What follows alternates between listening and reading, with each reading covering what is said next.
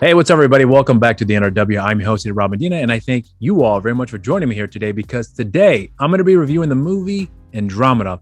I'm going to say this right off the bat. I'm just going to get right into this review because there is a lot that I took away from this film when I saw it for the first time a couple of weeks ago. And I could easily say right now that this is by far one of Brett Bettman's best written and best directed film he's ever done here, and easily one of my favorite B-22 films that's come out of their filmography. So if I were to give a ranking as far as where this sits in my top five B-22 films, this right now is currently sitting at number 3, but it's easily going to get to number 2 because having seen the film on more than one occasion here, I love this movie. I think this is one of the most beautiful films that Brett has written and directed here, and for a number of different reasons, which I'll be getting into here. But here's what I'm going to point out real quickly. I'm not going to get into any spoilers here because this movie, as of right now, is expected to be released next month on September 30th. So there's going to be a lot that I'm not going to get into here just to avoid any spoilers here, because I think the less you know about the film, the better off you'll be with having to see how things start to unfold along the way. That really, in a lot of ways, took me kind of by surprise. But the one thing I want to point out real quickly before I get into the plot synopsis is that although this movie, in my opinion, is one of the most ambitious films that B-22 has ever done, this is a very heavy CGI film. And what I loved about this movie is that it's not focusing on that spectacle as far as the CGI is concerned. It's not a spectacle film. It's a very character-driven story. And I love that about the movie because the spectacle that you get as far as the CGI is concerned, which you do see in the teaser trailer that was released a few months back, is spectacular in my opinion. But that's not the focus. And I love that about the film, as I just mentioned just now. One other thing I want to point out too about this particular synopsis that we're going to be following here is that the film, in my opinion, is really about a father and son. That's the heartbeat of the story, where we're following a young man by the name of Aiden who lost his father a number of years ago when he was a child. And one day he gets a call out of the blue from his father's cell phone. And of course, out of curiosity, he picks up the call, and we come to find out that these two NASA employees who have worked with his father for a number of years on this secret project, they had asked him to come in to hear what they had to say about his father. And it turns out that his father had gone into space on more than one occasion, but then along the way, he had developed a device that's pretty much used like in a virtual reality type sense, where he's able to space travel but never leaving the room, which is a very expensive thing to do, and only a handful of astronauts were actually trained in that specific field to be able to travel in space, never leave the room.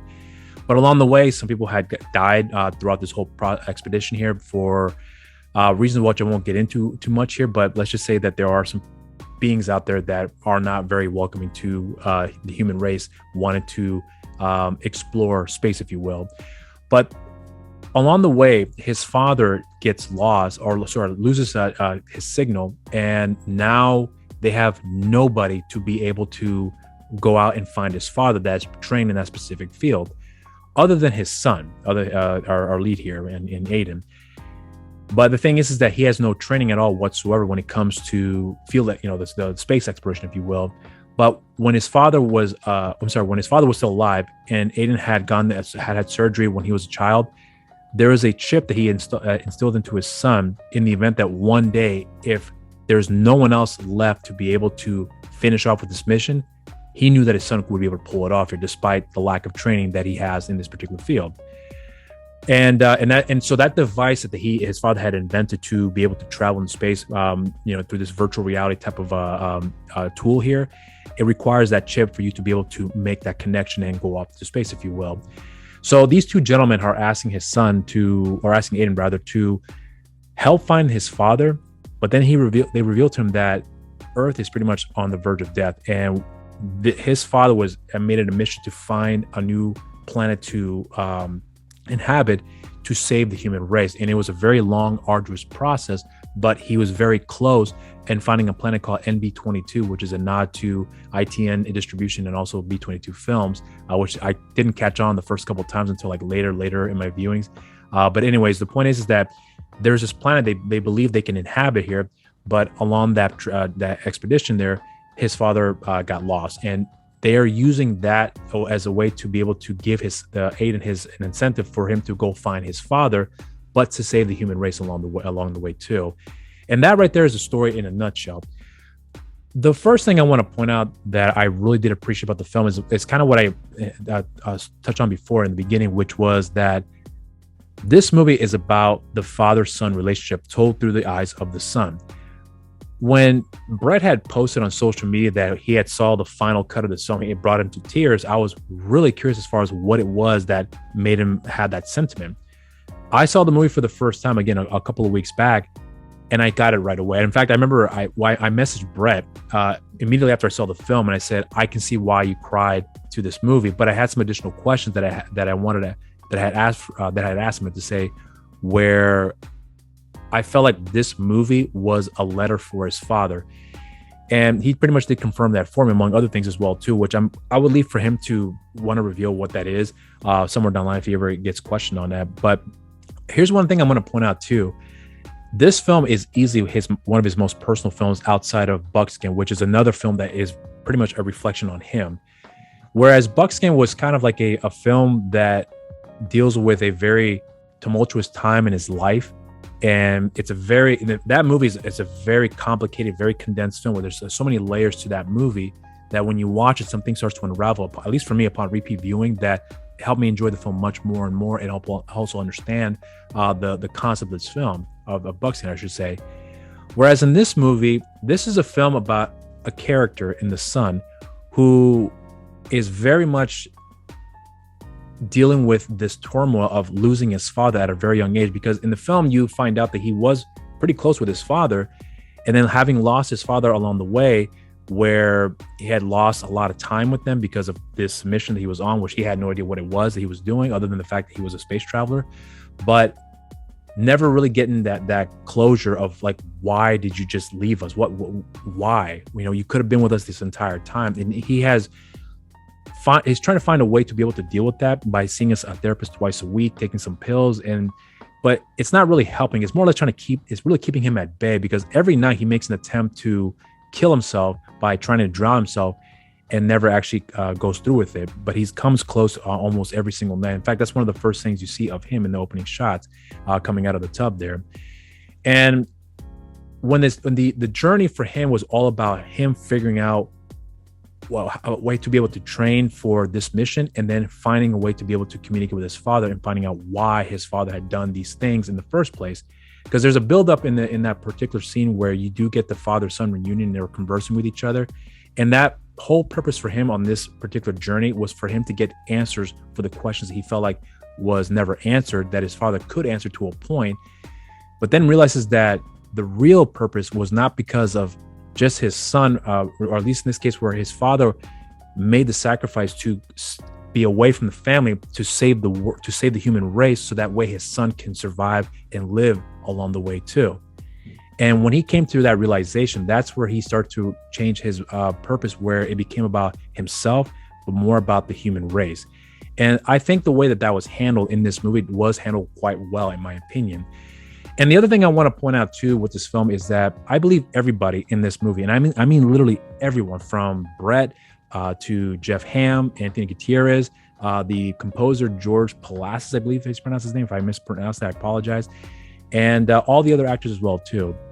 Michael Dooley, the lead of whose name escapes me now. I'll have the imagery at sea, along with Tom Zimbrod. I think Paul Taylor, is a gentleman that plays his father here, and Tiffany, who was in the movie for like a split second. But everyone, in my opinion, does a really good job in this movie when it came to delivering the best, because this is a film that is very well crafted in terms of the shot setups. I meant to say the cinematography, the CGI here, the acting, and so on and so forth. And the score to this movie is one of the best things about this film too. Something I don't really talk about with B-22 movies is the score. I think the score to this film is phenomenal, done by George. But I know for a fact that, considering how personal this film was, that I could easily see Brett telling everybody, this movie means a lot to me, and I need you to be at your absolute best in every single aspect of this film that I'm going to need you to accomplish here, because we got to make a great movie for these reasons. And I believe everyone has done their absolute best to bring out the best for this movie. And it shows on the screen. One thing I want to point out too about this film is with regards to the CGI, because I do know that this movie, like all other B-22 films, which B-22 films are not the most expensive films, but I don't mean to point that out as a way to kind of like categorize where for a film of a low budget standard here, the CGI is fantastic. This is a very well done film, period, in my opinion.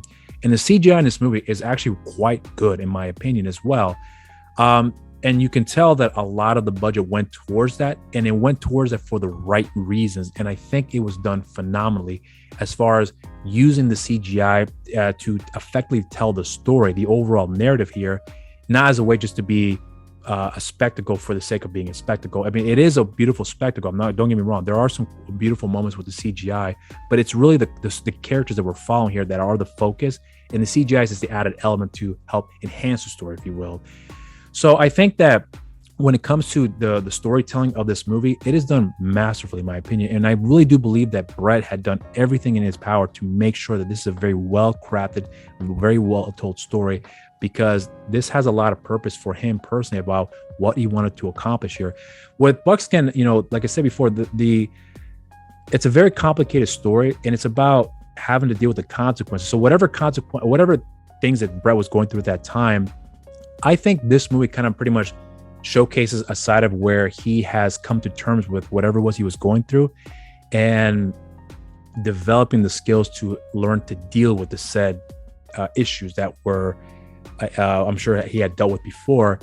And this movie was, in a lot of ways, was kind of a way to kind of show how he has come to terms with whatever those issues are at the time. And this film was in a lot of ways to kind of close off that chapter, if you will, and moving forward from all that. And like I said before, I think this movie does a really good job in showcasing the character's journey in this film.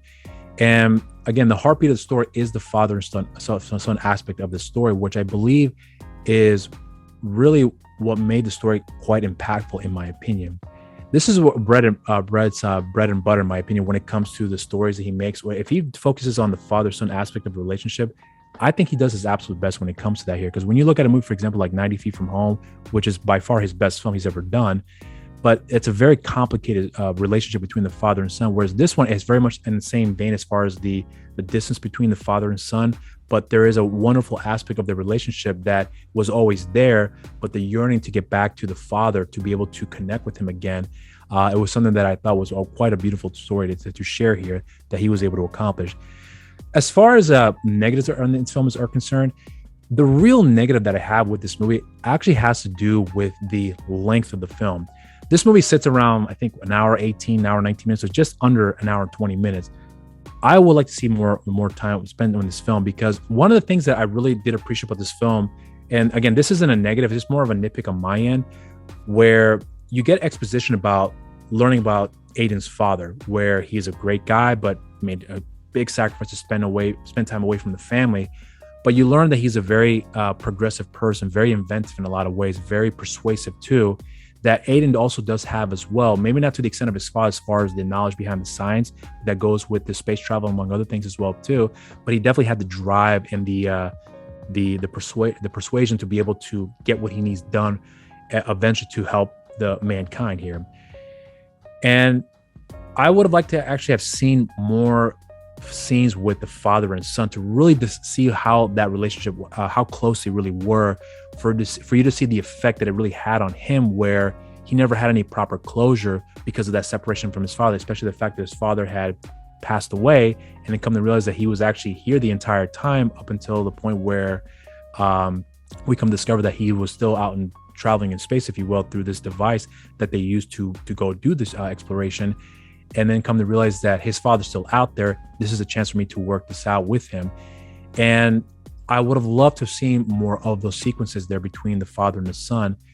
And I'm sure a lot of it just simply has to do with the fact that it's a lot more time, a lot more money to be able to pull that off.